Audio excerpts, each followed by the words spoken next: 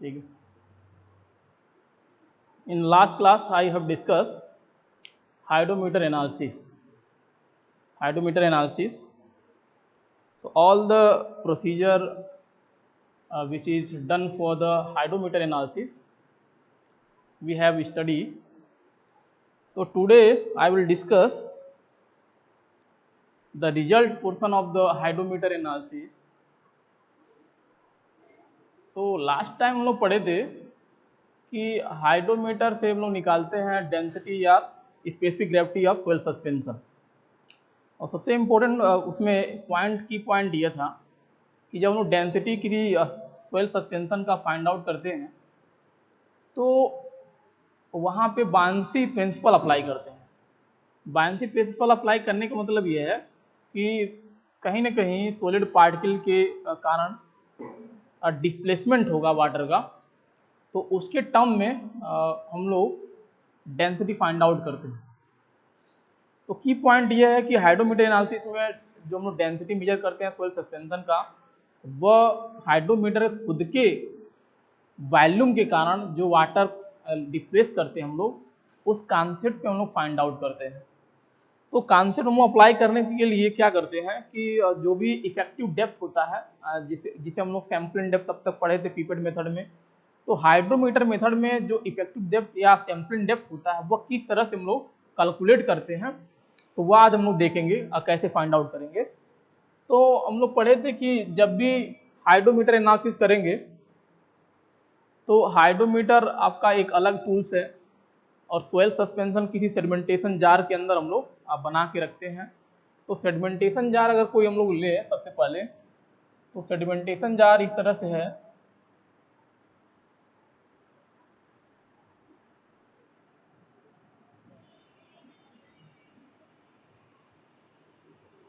और अगर हम लोग सैंपलिंग डेप्थ एज्यूम कर ले रहे हैं, अगर ये कोई लेवल आपका सपोज करिए ए है, एक लेवल ए और दूसरा कोई लेवल है बी बी,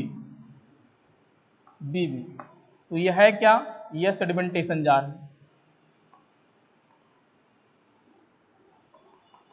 सेडिमेंटेशन जार है। तो सेडिमेंटेशन वर्ड इसलिए यूज करते हैं, तो जैसे हम लोग इन्वायरमेंट में जब पढ़ेंगे तो वहाँ पे सेडिमेंटेशन टैंक पढ़ते हैं। तो सेडिमेंटेशन टैंक या सेडिमेंटेशन जार कहने का मतलब यह है कि जो सेडिमेंट होते हैं, सेडिमेंट यानी इंग्रेडिएंट सॉलिड पार्टिकल, वो अपने खुद के वेट के कारण अगर किसी टैंक या जार के अंदर कोई सेडिमेंट या सॉलिड पार्टिकल अपने खुद के सेल्फ वेट के कारण सेटल होता है, तो उस टैंक को, उस जार को हम लोग बोलते हैं सेडिमेंटेशन जार और सेडिमेंटेशन टैंक। तो सेडिमेंटेशन टैंक में हम लोग एज्यूम कर ले रहे हैं कि अगर ए कोई लेयर है यानी वाटर का कोई लेवल है और बी कोई लेयर है और इनके बीच की जो डेप्थ है वो हमें देगी सैंपलिंग डेप्थ एच ई। तो ये डायग्राम आपका बिफोर इमर्सन ऑफ हाइड्रोमीटर, यानी हाइड्रोमीटर अभी हम लोग इसके अंदर डीप नहीं किए हैं, इमर्स नहीं किए हैं, तब के लिए डायग्राम है। अगर इस सेडिमेंटेशन जार के अंदर हम लोग अगर हाइड्रोमीटर इमर्स कर रहे हैं, डीप कर रहे हैं, तो क्या डायग्राम बनेगा।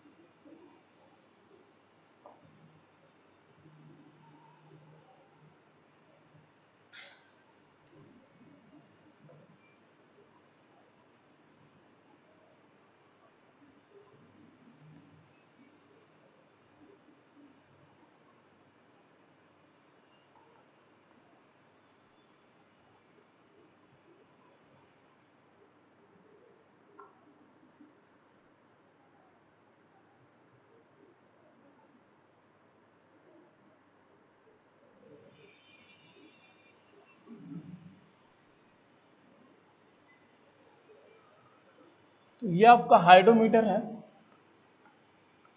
हाइड्रोमीटर। और लास्ट टाइम देखे थे कि हाइड्रोमीटर के जो स्टेम होता है, ये स्टेम है, और इसको हम लोग बोलते हैं हाइड्रोमीटर बल्ब। इसको हम लोग बोलते हैं हाइड्रोमीटर बल्ब, हाइड्रोमीटर बल्ब। तो इस पे आपका रीडिंग बना होगा, और रीडिंग इस तरह से होता है, स्केलिंग इस तरह से होगा कि जैसे डाउनवर्ड डायरेक्शन जाएंगे रीडिंग की वैल्यू बढ़ेगी। तो ये हम लोग लास्ट टाइम पढ़ लिए थे। अगर ये दो केवल पर्टिकुलर लेयर की हम लोग बात करें सेडिमेंटेशन जार का, तो इसी के रेस्पेक्ट में हम लोग निकालते हैं इफेक्टिव डेप्थ की वैल्यू, और यह इफेक्टिव डेप्थ निकालना ही सबसे इंपॉर्टेंट है। जैसे इफेक्टिव डेप्थ निकल गया तो डेंसिटी हम लोग फाइंड आउट कर सकते हैं, और डेंसिटी के बेसिस पे परसेंटेज फाइनर या पार्टिकल की साइज हम लोग निकाल सकते हैं किसी सॉइल सैंपल के अंदर जिसकी साइज लेस देन 25 माइक्रोन से कम है। तो अगर हम लोग जैसे ही हाइड्रोमीटर इसके अंदर डीप करेंगे तो जो लेयर आपका था बी ये ऊपर उठेगा, ऊपर जाएगा, अपवर्ड डायरेक्शन में शिफ्ट होगा। तो सपोज करिए ये लेयर आपका B1 हो गया और ये B1। जैसे ही हाइड्रोमीटर डालेंगे, डीप करेंगे सेडिमेंटेशन जार के अंदर, जो एक पर्टिकुलर लेयर हम लोग मार्क किए थे वाटर का बी, वो अपवर्ड डायरेक्शन में शिफ्ट करेगा। क्यों शिफ्ट करेगा? क्योंकि किसी पर्टिकुलर वॉल्यूम का कंटेनर आप डीप कर रहे हैं तो उतना ही वॉल्यूम अपवर्ड डायरेक्शन में शिफ्ट होगा। अगर हम लोग लास्ट टाइम पढ़े थे कि अगर वॉल्यूम की बात करें हाइड्रोमीटर की, तो स्टेम की जो वॉल्यूम होती है, जो सिलेंड्रिकल पोर्शन की वॉल्यूम होती है, as compare to hydrometer bulb हम लोग इग्नोर करके चलते हैं, निगलेक्ट कर देते हैं। यानी अगर टोटल वॉल्यूम ऑफ हाइड्रोमीटर की अगर हम लोग बात कर रहे हैं तो वह केवल कंसीडर करते हैं हाइड्रोमीटर बल्ब के लिए। तो हाइड्रोमीटर बल्ब की जो वॉल्यूम हम लेते हैं V सफिक्स में H।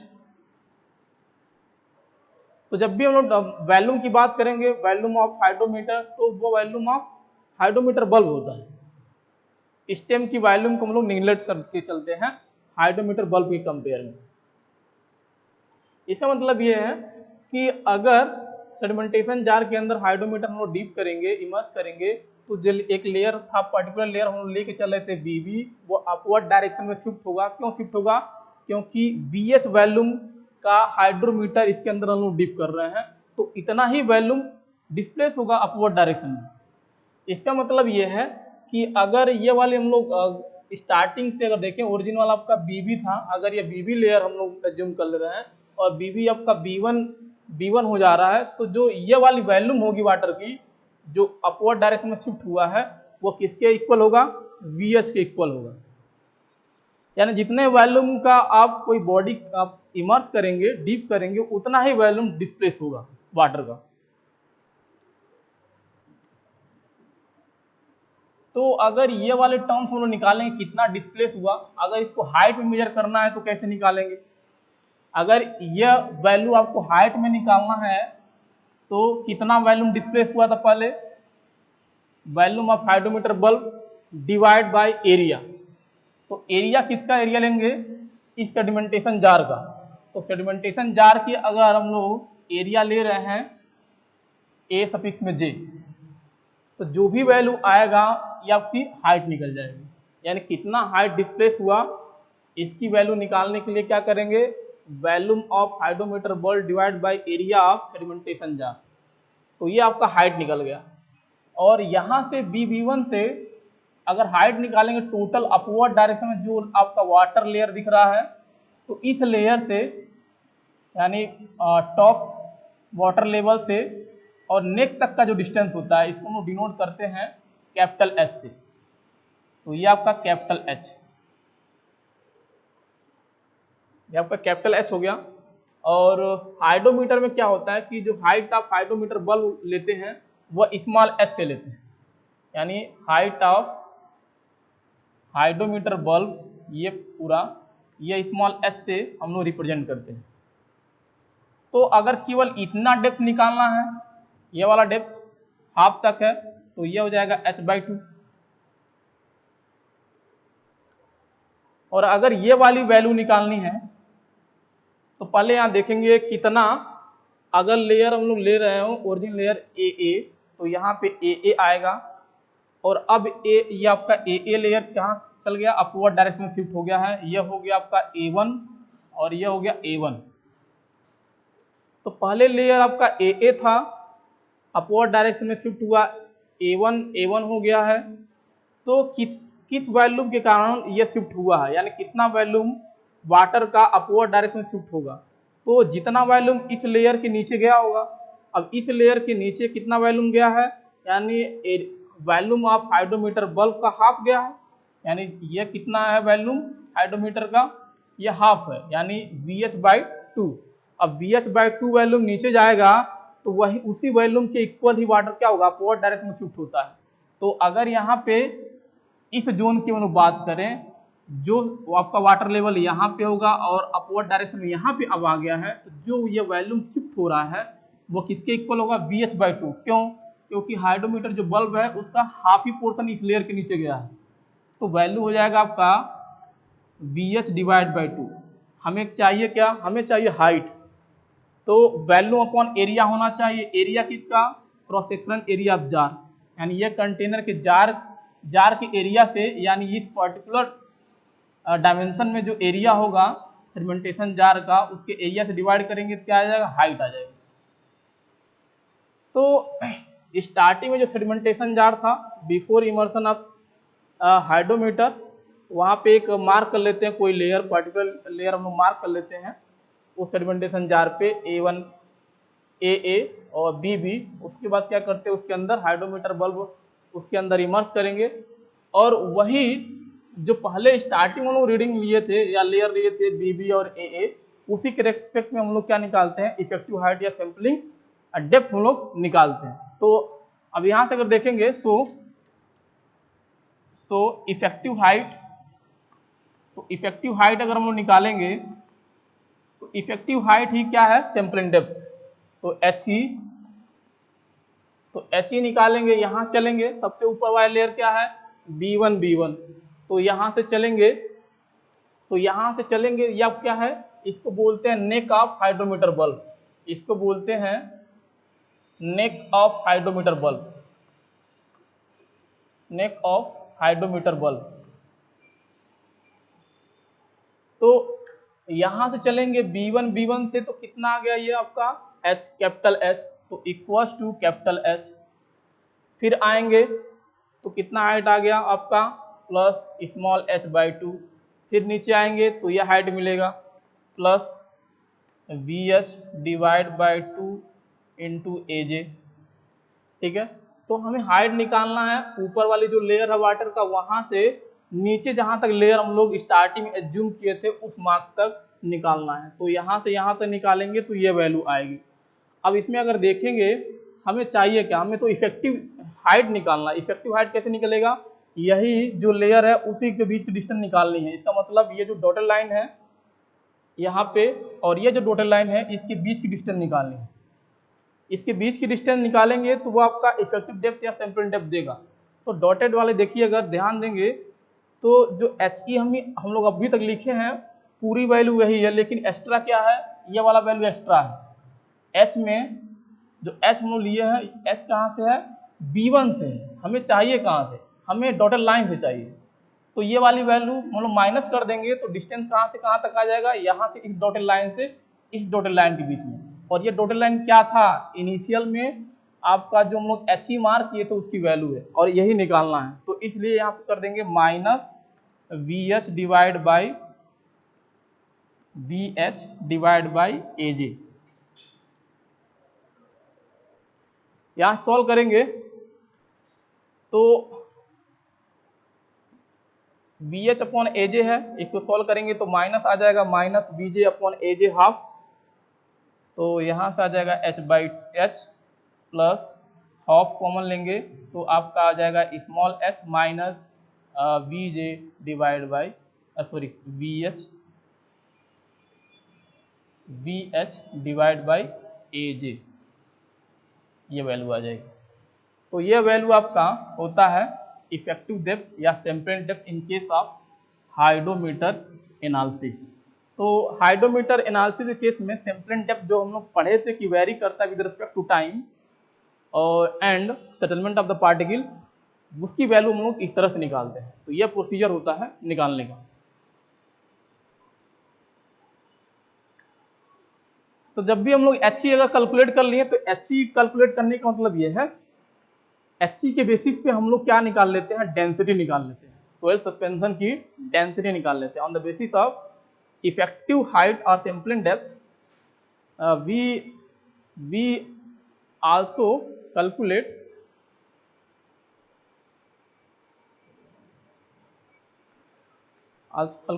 Density of soil suspension. तो जैसे ही HE की वैल्यू निकल जाता है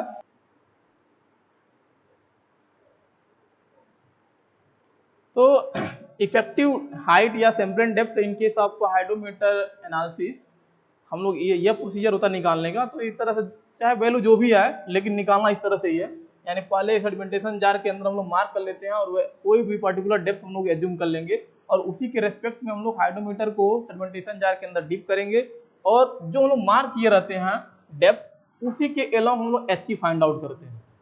तो HE हम लोग फाइंड आउट करेंगे तो ये वैल्यू निकल जाएगी। अब HE के बेसिस पे यानी कितना डेप्थ हाइड्रोमीटर में कितना वाटर राइज हुआ है उस रीडिंग के बेसिस पे हम लोग क्या निकालते हैं, सोयल सस्पेंशन की डेंसिटी निकालते हैं। और जब सोयल सस्पेंशन की डेंसिटी हम लोग निकाल लेंगे तो डेंसिटी के बेसिस पे हम लोग निकालते हैं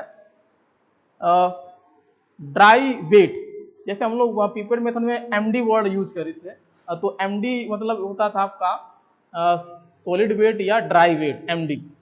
तो यहाँ पे MD कैसे निकलता है, यहाँ पे MD हम लोग ओवन ड्राइंग मेथड अप्लाई करके नहीं निकालते। यहाँ पे जो MD हम लोग निकालते हैं वो डेंसिटी के टर्म में निकालते हैं।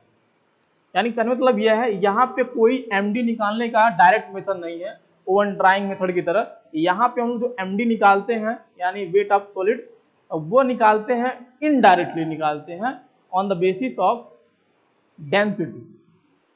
तो HE के बेसिस पे हम लोग क्या निकालेंगे, HE के बेसिस पे हम लोग डेंसिटी निकालते हैं और डेंसिटी के बेसिस पे हम लोग ड्राई वेट निकालते हैं MD। और जैसे ही MD अगर हम लोग निकालते हैं तो MD के बाद हम लोग को डायरेक्टली फार्मूला पता है कि अगर परसेंटेज फाइनल निकालना तो MD डिवाइड बाई कोई वैल्यूम, जिस वैल्यूम में MD निकला है डिवाइड बाई टोटल मास, कितना स्टार्टिंग में सोयल सस्पेंशन लिए थे, सोलिड पार्टिकल मिक्स करके बनाए थे, और टोटल वैल्यूम मल्टीप्लाई बाई 100। तो पिपेट मेथड की तरह ही निकाल फार्मूला जो हम अप्लाई करते हैं उस तरह से जाता है। लेकिन यहाँ पे डिफरेंट क्या है कि यहाँ पे MD निकालने का कोई डायरेक्ट मेथड नहीं है, वो हम लोग MD निकालते हैं in terms of density of soil suspension. तो MD यहाँ पे हम लोग डेंसिटी के फॉर्म में निकालते हैं। अब HE अगर हम लोग फाइंड आउट कर लिए हैं, HE हम लोग को पता चल गया कि HE एक्चुअली है क्या, तो HE के बेसिस पे हम लोग उस सोयल सस्पेंशन में जो सोयल सस्पेंशन बना है और उस सोयल सस्पेंशन के अंदर जो सॉलिड पार्टिकल है उसकी साइज क्या होगी इस HE के बेसिस पे हम लोग निकाल सकते हैं। तो नेक्स्ट लाइन से देखेंगे size of particle, size of particle that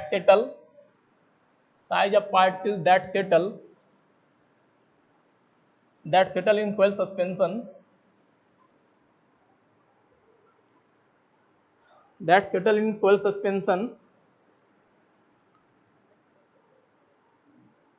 distance traveled by sampling depth HE at any given time। तो अगर HE डेप्थ हम लोग T टाइम में ट्रेवल कर रहे हैं तो पार्टिकल की साइज अगर निकालना है तो टाइम हमको पता होगा कि किस टाइम के लिए रीडिंग निकाल रहे हैं। तो ये तो बिल्कुल सिमिलर फार्मूला रहेगा। तो अगर जब भी हम लोग को साइज निकालना है तो हम लोग पढ़े थे D इक्वल्स टू होता है आपका K under root HE divide by T।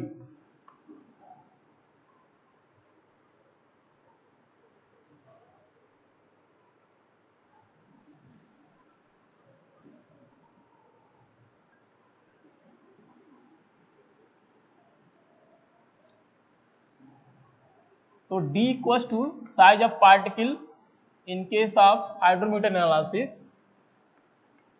D equals to K under root HE divide by T।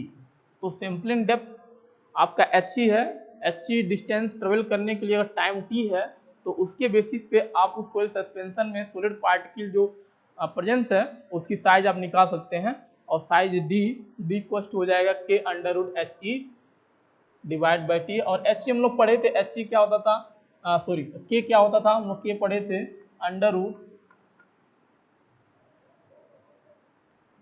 18 mu divide by g minus 1 gamma डब्ल्यू, ये पढ़े थे।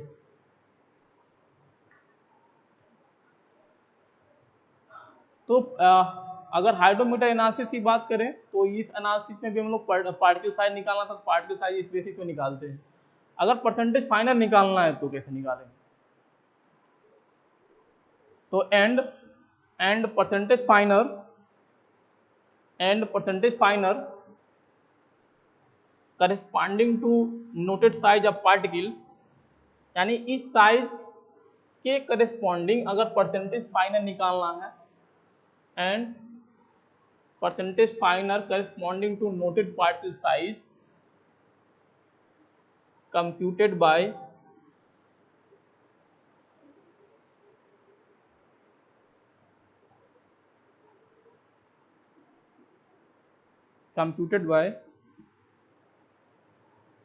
indirectly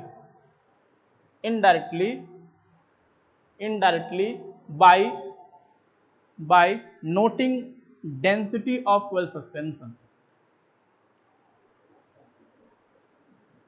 तो अगर डी साइज है, हम लोग हाइड्रोमीटर एनालिसिस के अंदर जो सोइल सस्पेंशन बनाए हैं, अगर उस पार्टिकल की साइज डी है तो डी के रेस्पेक्ट में या डी के करस्पॉन्डिंग अगर परसेंटेज फाइनल निकालना है तो परसेंटेज जो फाइनल हम लोग निकालते हैं उसके निकालने का जो प्रोसीजर है वो इनडायरेक्ट है। इनडायरेक्ट करने का मतलब यह है कि परसेंटेज फाइनल निकालना तो एमडी होना चाहिए, और एमडी हाइड्रोमीटर एनालिसिस के अंदर एमडी निकालने का कोई डायरेक्ट मेथड हम लोग अप्लाई नहीं करते हैं। यहाँ पे हम लोग इनडायरेक्टली निकालते हैं। इनडायरेक्टली कैसे निकालते हैं, हम लोग निकालते हैं MD in terms of density. तो यहाँ पे डेंसिटी के टर्म में हम लोग निकालते हैं MD at sampling depth HE at time t। तो अगर परसेंटेज फाइनल निकालेंगे तो फार्मूला वही रहेगा, then percentage final equals to mass per unit volume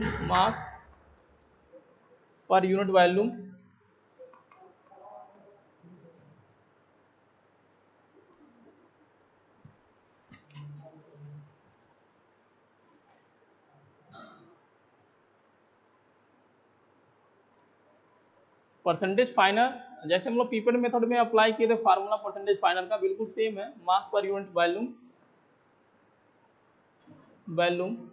at sampling depth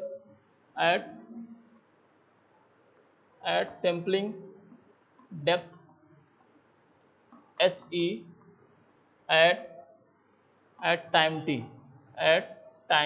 t divide by mass per unit volume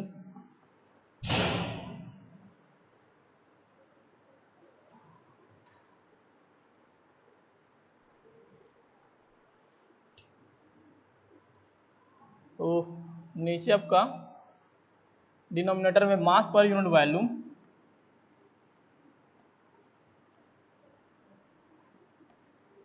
initially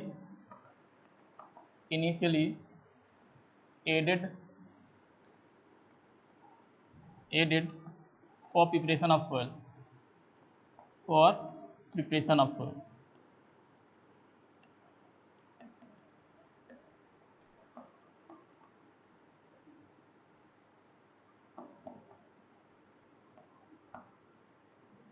तो नीचे वाला term तो हम लोग पढ़े थे कि यहाँ पे क्या आता है, total mass divide by total volume होता है। टोटल वॉल्यूम अगर हाइड्रोमीटर एनालिसिस की बात करें टोटल वॉल्यूम हम लोग लिखते हैं 1000, और मास यानी 1000 सॉल्यूशन बनाने के लिए जो सॉलिड पार्टिकल उसके अंदर है उसका कितना मास है वो कैपिटल M होता है।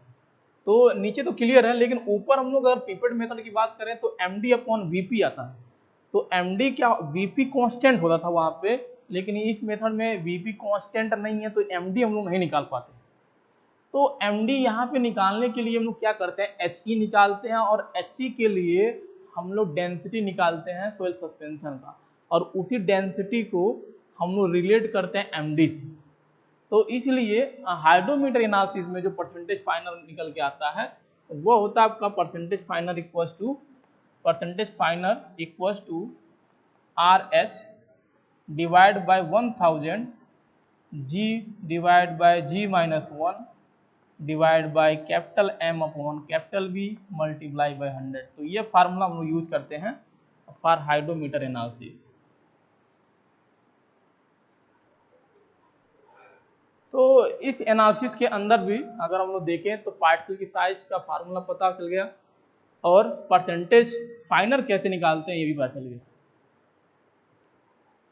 और अगर डेंसिटी निकालना है, डेंसिटी या specific gravity of soil suspension, तो RH की बेसिस पे हम लोग फार्मूला पढ़े थे स्टार्टिंग में 1 प्लस RH डिवाइड बाई 1000 होता है।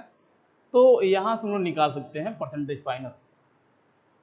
अब जो भी हम लोग हाइड्रोमीटर एनालिसिस से RH की वैल्यू हम लोग फाइंड आउट करते हैं, तो RH जो हम लोग लिखे हैं ये क्या होता है, कैरेक्टर रीडिंग ऑफ हाइड्रोमीटर।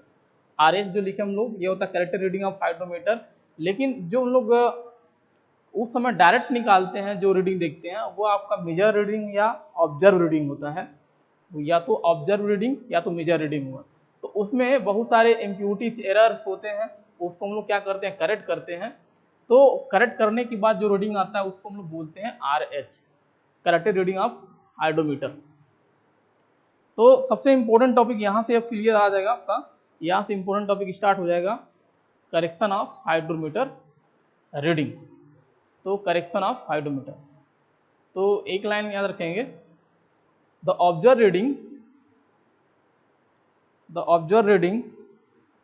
तो ऑब्जर्व रीडिंग या मेजर रीडिंग बोलते हैं। ऑब्जर्व रीडिंग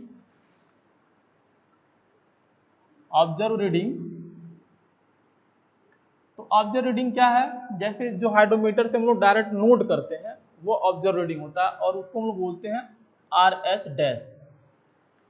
तो observe reading are corrected by the following way. तो जो भी इसमें करेक्शन करना होता है वो हम लोग देखते हैं क्या से करेक्शन करते हैं, कौन कौन से एरर होते हैं। तो जो फर्स्ट करेक्शन होता है आपका मेनिस्कस करेक्शन। तो फर्स्ट करेक्शन, इसी को हम लोग क्या करेंगे, करेक्ट करते हैं RH डैश को, इसी को हम लोग करेक्ट करेंगे और करेक्ट करने के बाद जो रीडिंग मिलेगा उसको हम लोग RH बोलते हैं। तो RH होता है करेक्टेड रीडिंग ऑफ, इसको बोलते हैं करेक्टेड रीडिंग ऑफ हाइड्रोमीटर।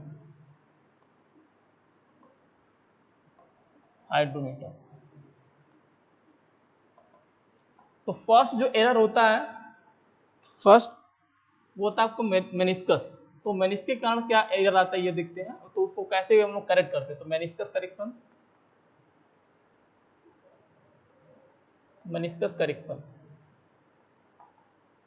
तो मेनिस्कस करेक्शन को हम लोग डिनोट करते हैं C सफिक्स में M for meniscus, C suffix में M।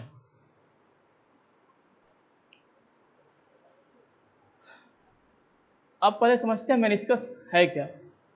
तो अगर ये आपका हाइड्रोमीटर है,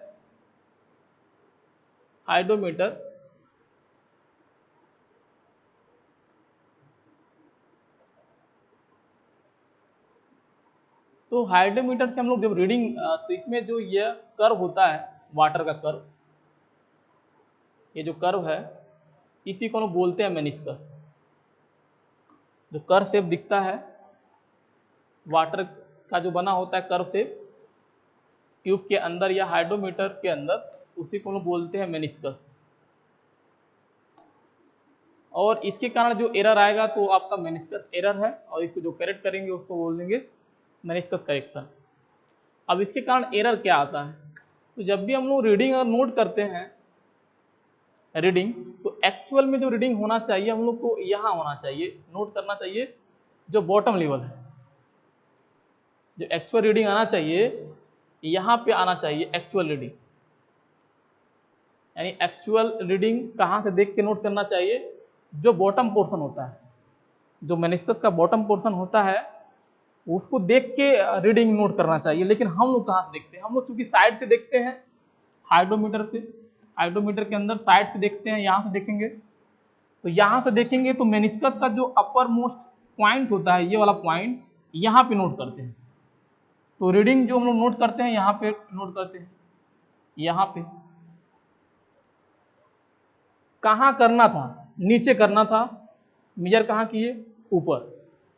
मेनिस्कस जो बनता है, अब चूंकि ये क्लियर नहीं होता है कि curve through out hydrometer curve क्या है, वो दिखेगा नहीं, पूरा कर्व दिखता नहीं है। क्यों? क्योंकि चूंकि उसके अंदर, इस सॉल्यूशन के अंदर क्या है, सॉलिड पार्टिकल है, टर्बिडिटी बहुत ज्यादा होती है, इस वजह से दिखता नहीं, पूरा कर्व नहीं दिखेगा। तो हम लोग साइड से रीडिंग जो भी दिखता है वही नोट कर लेते हैं। यानी मतलब ये हम लोग रीडिंग नोट किए यहाँ पे, और रीडिंग नोट कहाँ करना था, कर्व के बॉटम पोर्शन पे। तो रीडिंग नोट करना था नीचे की तरफ, हम लोग नोट कर लिए हैं ऊपर की तरफ। तो हम लोग पढ़े थे कि हाइड्रोमीटर की जो रीडिंग होता है, अगर ऊपर जाएंगे तो रीडिंग घटती है और नीचे जाते हैं तो रीडिंग बढ़ती है। तो रीडिंग नोट करना था हम लोग को नीचे की डायरेक्शन में, और नोट कर लिए ऊपर की डायरेक्शन। का मतलब ये है जो एक्चुअल रीडिंग है उससे जो रीडिंग आप नोट किए हैं कम है। कम क्यों है? क्योंकि हम लोग ऊपर नोट किए हैं। यानी हमेशा कभी भी अगर अपवर्ड डायरेक्शन में आप रीडिंग नोट किए हैं तो कम ही आएगा, एक्चुअल वाली वैल्यू से कम आएगा। और अगर कम आ रहा है तो करेक्ट करने के लिए क्या करना पड़ेगा, ऐड करना पड़ेगा। इसलिए हमेशा मेनिस्कस करेक्शन पॉजिटिव लिखिए।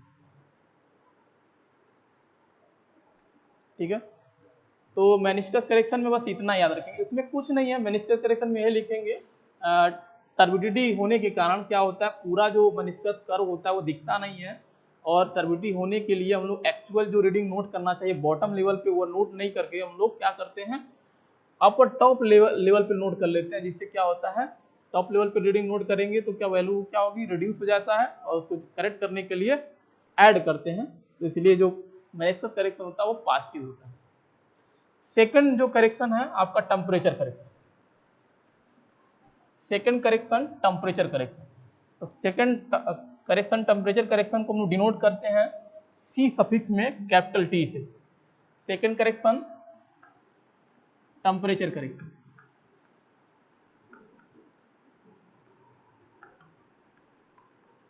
तो करेक्शन बहुत इंपॉर्टेंट है, हाइड्रोमीटर आए या ना आए लेकिन करेक्शन पूछा जाता है, तो आपको करेक्शन याद होना चाहिए। तो इसको डिनोट करते हैं सी सफिक्स में टी से, टी फॉर टेम्परेचर। जब भी हम लोग रीडिंग निकालते हैं हाइड्रोमीटर एनालिसिस के अंदर, हाइड्रोमीटर एनालिसिस जब भी हम लोग रीडिंग निकालेंगे तो जो टेम्परेचर की वैल्यू है, टेम्परेचर वह कांस्टेंट होना चाहिए। टेम्परेचर की वैल्यू कांस्टेंट होना चाहिए। यानी जब भी आप लैब में प्रैक्टिकल कर रहे हैं, प्रैक्टिकल के दौरान आप रीडिंग निकाल रहे हैं तो टेम्परेचर कांस्टेंट हो। और जनरली जब भी हम लोग टेस्टिंग करते हैं तो ये मान के चलते हैं कि रूम टेम्परेचर पे काम कर रहे हैं। तो अगर कोई स्टैंडर्ड टेम्परेचर हम लोग मान के चल रहे हैं तो कांस्टेंट टेम्परेचर, जिसको हम लोग बोल दे रहे हैं स्टैंडर्ड टेम्परेचर, और हम ले रहे हैं 27, यानी 27 डिग्री सेंटीग्रेड पे हम लोग मेजरमेंट किए, तो ये स्टैंडर्ड हो गया। अब 27 डिग्री सेल्सियस से अगर टेम्परेचर कम है या ज़्यादा है, इसका मतलब ये है टेम्परेचर का इफेक्ट हो रहा है रीडिंग निकालने में, और इस इफेक्ट के कारण जो एरर आ रहा है उसी को हम बोलते हैं temperature error due to temperature. इसको अगर हम लोग करेक्ट कर रहे हैं तो वही हम लोग पढ़ते हैं यहाँ पे टेम्परेचर करेक्शन।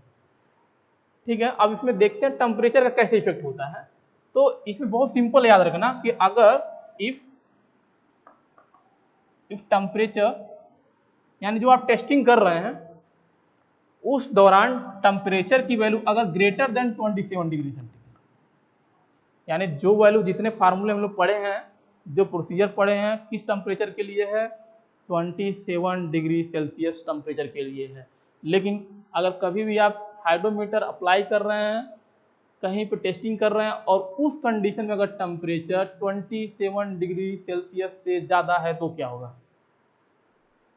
तो अगर ज़्यादा है, अगर ये कंडीशन हो रहा है कहीं पे, इसका मतलब जो सॉल्यूशन है, सॉल्यूशन हमारा क्या था, सॉल्यूशन हमारा था सोयल सस्पेंशन, यही था सॉल्यूशन,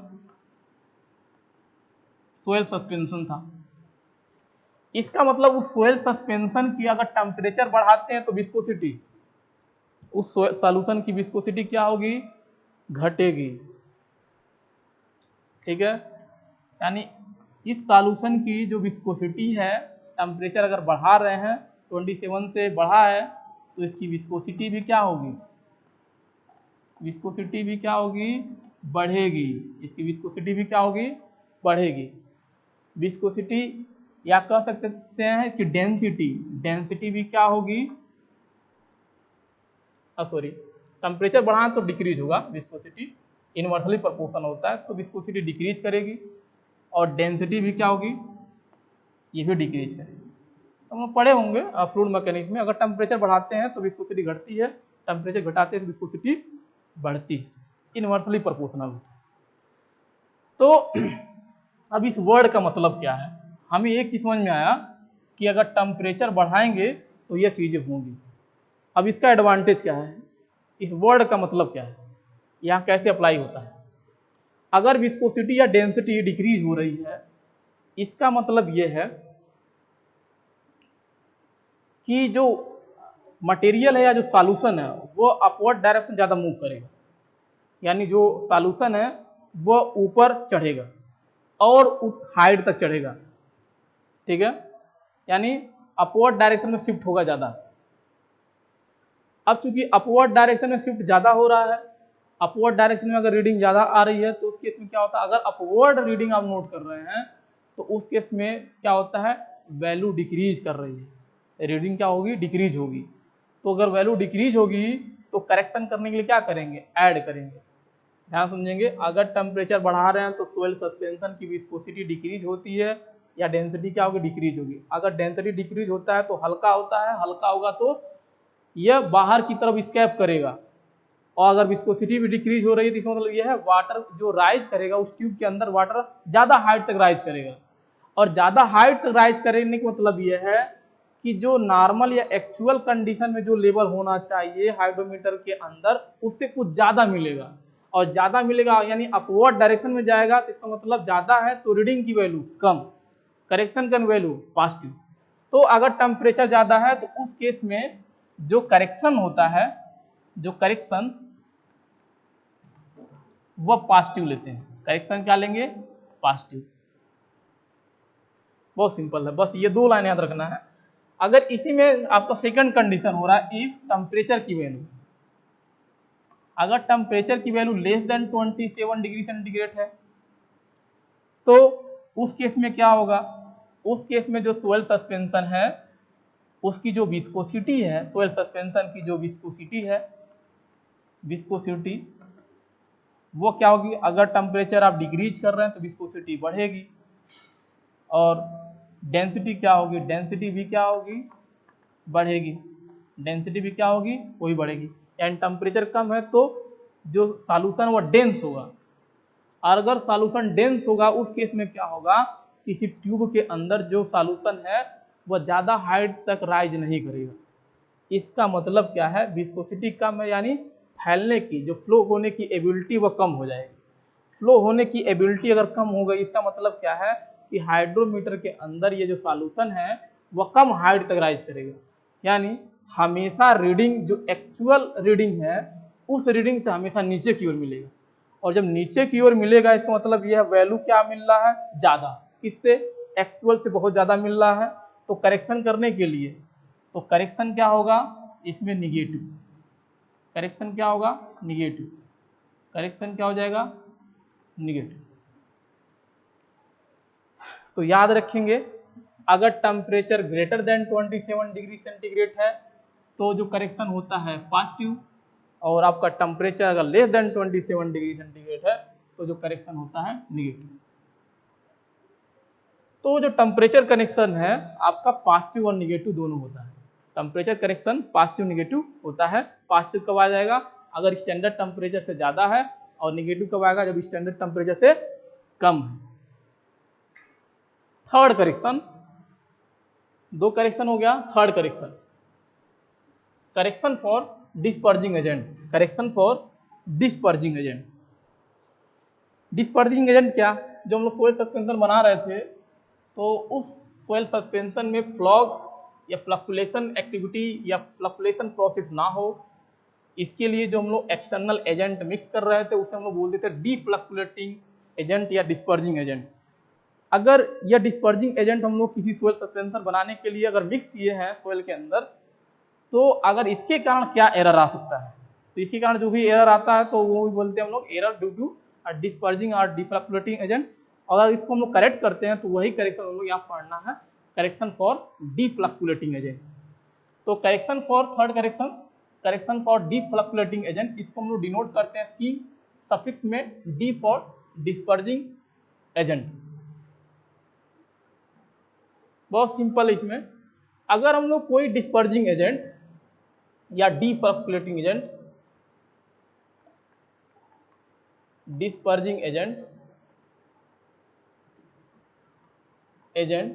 किसके अंदर ऐड कर रहे हैं, कोई सोयल सॉल्यूशन है, या ये कह सकते हैं आपका सोयल प्लस वाटर का सॉल्यूशन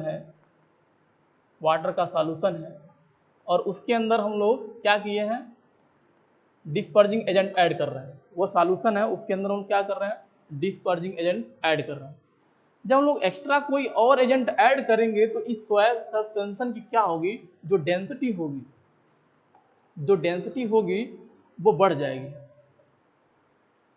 अगर इस सॉल्यूशन में कुछ और इंग्रेडिएंट या कोई एजेंट ऐड करेंगे तो जो सॉल्यूशन है वो क्या हो जाएगा, और डार्क हो जाएगा और गाढ़ा हो जाएगा।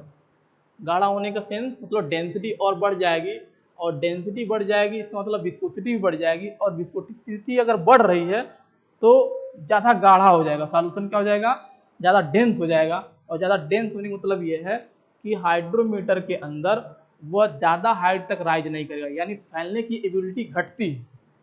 अगर विस्कोसिटी बढ़ती है तो यानी अब फ्लो करने की एबिलिटी डिक्रीज होती है। अब फ्लो करने की एबिलिटी डिक्रीज होने का यहाँ क्या सेंस लेंगे, यानी हाइड्रोमीटर के अंदर ज़्यादा हाइट तक राइज नहीं करेगा, यानी जो पहले होना चाहिए, यानी एक्चुअल जो राइज होना चाहिए उस राइज के कंपेयर में कम होगा।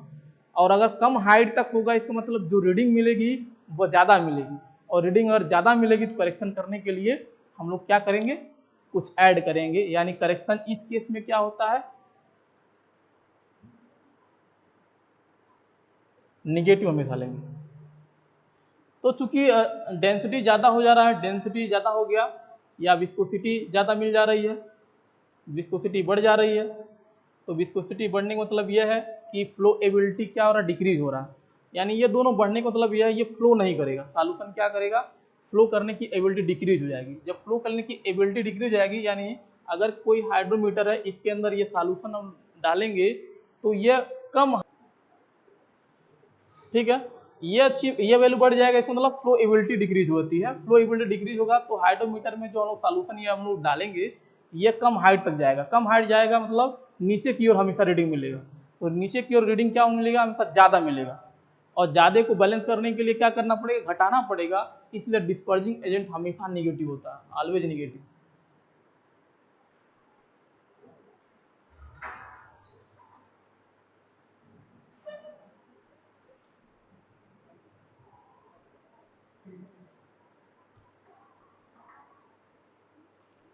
तो डिस्पर्जिंग एजेंट के कारण जो भी करेक्शन होगा ये हम लोग हमेशा निगेटिव याद रख के चलेंगे। तो ये तीन तरह के करेक्शन हम लोग को पढ़ना है हाइड्रोमीटर एनालिसिस के अंदर। First correction is meniscus correction, second temperature correction, and third dispersing correction for dispersing agent. तो करेक्शन फॉर मेनिस्कस करेक्शन हमेशा पॉजिटिव होता है, और टेम्परेचर करेक्शन अगर स्टैंडर्ड टेम्परेचर से ज़्यादा का टेम्परेचर है तो उसके इसमें पॉजिटिव, और अगर लेस देन है स्टैंडर्ड टेम्परेचर तो निगेटिव। और डिस्पर्जिंग एजेंट करेक्शन जो होता है हमेशा हम लोग निगेटिव में लेते हैं। इसके बाद एक नेक्स्ट जो टॉपिक है particle size distribution curve. Next जो टॉपिक है पार्टिकल साइज डिस्ट्रीब्यूशन कर्व। तो पार्टिकल साइज डिस्ट्रीब्यूशन कर्व क्या होता है कि जितने भी हम लोग पार्टिकल साइज एनालिसिस के जो भी रिजल्ट हैं उसको किसी कर्व से डिनोट करते हैं, उसे हम लोग बोलते हैं पार्टिकल साइज डिस्ट्रीब्यूशन कर्व। तो all result of particle size analysis represented in the form of the curve which is known as particle size distribution curve, on which तो पार्टिकल साइज, जितने पार्टिकल साइज एनालिसिस के जो result होते हैं उसको हम लोग डिनोट करते हैं या रिप्रेजेंट करते हैं किसी कर्व से, उसी कर्व को हम लोग बोलते हैं पार्टिकल साइज डिस्ट्रीब्यूशन कर्व। तो उस कर्व में क्या होता क्या है, उस कर्व पे जो आपका y एक्सिस होता है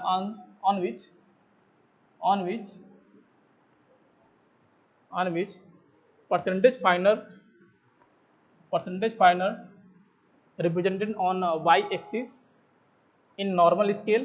तो नॉर्मल स्केल यानी जैसे वैल्यू मिलेगा वही वही सेम का सेम एज इट इज, या नेचुरल स्केल लोग यहाँ पे वैल्यू रखते हैं। तो ये 0 हो गया, ये आपका 10, 20, 30, 40, 50, 60, 70, 80, 90, 100, इस तरह से परसेंटेज फाइनल होगा। And on x axis represent size of particle. तो ये आपका हो जाएगा particle size, particle size.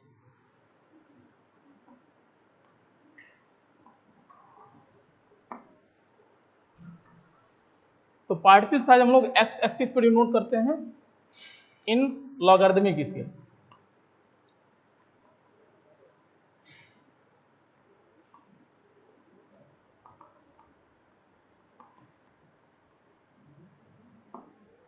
Logarithmic scale क्योंकि पार्टिकल साइज, पार्टिकल की जो साइज है वो बहुत ज़्यादा माइन्यूट हो सकती है, डेसिमल में ज़्यादा होगी।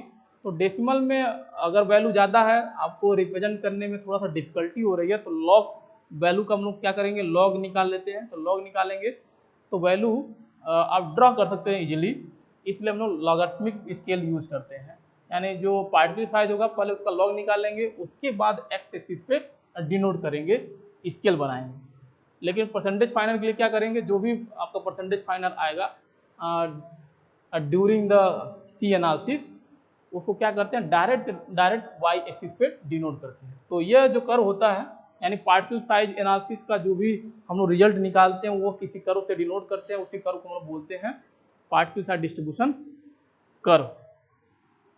तो आज के लिए इतना ही। नेक्स्ट क्लास में हम लोग देखेंगे इसका एडवांटेज क्या है और कैसे ड्रा करते हैं, क्या क्या रिजल्ट आता है। Thank you.